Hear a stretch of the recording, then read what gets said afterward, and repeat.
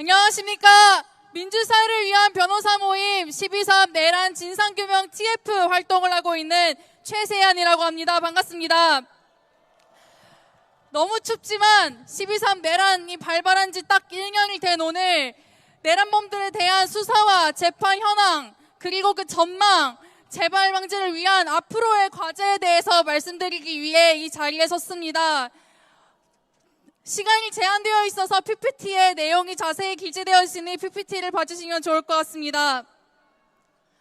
네, 우선 구속 취소로 윤석열을 풀어준 것으로 잘 알려진 지기현 재판부에 대한 재판에서는 윤석열 그리고 경찰 수뇌부, 군 수뇌부 세 가지의 재판이 동시에 이루어지고 있습니다. 이외에 윤석열과 김용현, 노상원은 직권남용 권리행사 방해, 공무집행 방해, 개인정보보호법 위반 등으로 추가 기소되어서 다른 재판부에서 재판을 받고 있으며 윤석열에 대해서는 일반 이적죄, 즉 외환죄까지 적용을 받은 상태입니다. 문제는 이들의 구속기간입니다. 윤석열의 경우 내년 1월 9일에 변론 종결을 예정을 하고 있지만 그 이후 선고까지는 보통 한 달 이상이 걸립니다. 빨라도 2월 중순에 1심이 선고된다는 것인데 윤석열의 구속 만료일은 내년 1월 18일입니다. 김용현의 구속기간 만료일은 당장 이번 달 24일을 예정하고 있습니다. 재판부는 이번 달에 윤석열과 김용현에 대해서 추가 구속 여부를 결정할 것이라고 발표를 했습니다. 이때 추가 구속을 해야만 내란범들이 세상에 풀려나지 않을 수 있습니다. 그리고 전 행안부 장관 이상민, 국무총리 한덕수도 재판을 받고 있습니다. 특히 한덕수 담당 재판부는 증인신문에 불출석한 윤석열, 김용현에 대해서 과태료를 부과하면서 지기현과는 다른 모습을 보이기도 했는데요. 특검은 한덕수에게 징역 15년을 구형했고 내년 1월 21일 첫 선고가 예정되어 있습니다.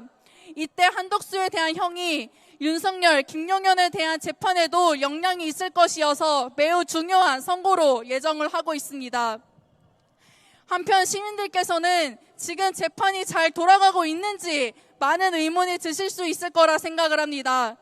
윤석열이 1월 26일에 기소된 것을 감안하면 확실히 PPT에 보시는 것처럼 박근혜 전 대통령의 재판보다 확실히 지연되고 있습니다.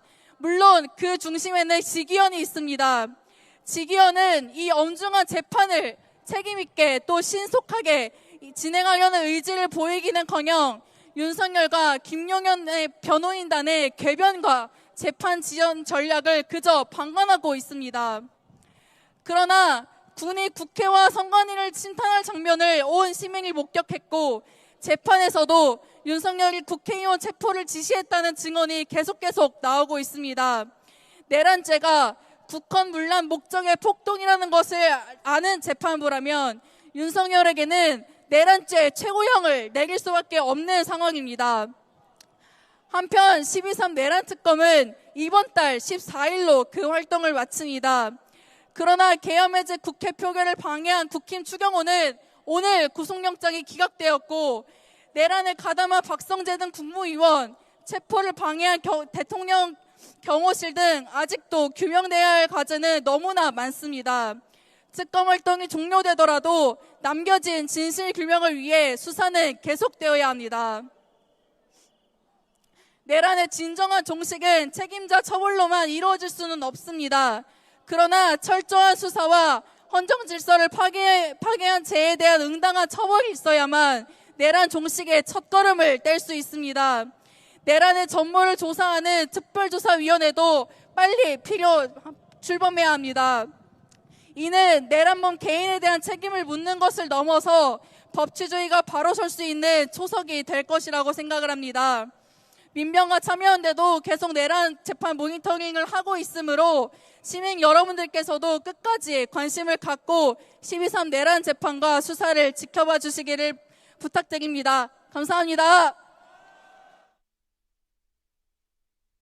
비상계엄을 선포합니다.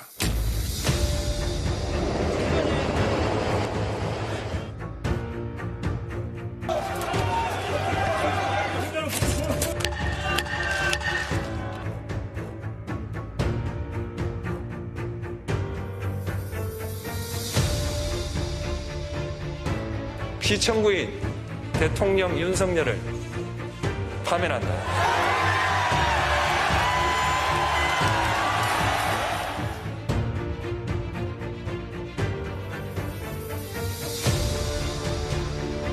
우리가 황교안입니다. 뭉쳐서 싸웁시다. 이거 막상 해보면 뭐 별거 아니야, 아무것도 아니야. 월담하고 이런 사람 의원들을 다 잡아라, 체포해라. 그때 이상민 장관이 웃고 있던 모습도 확인이 됩니다.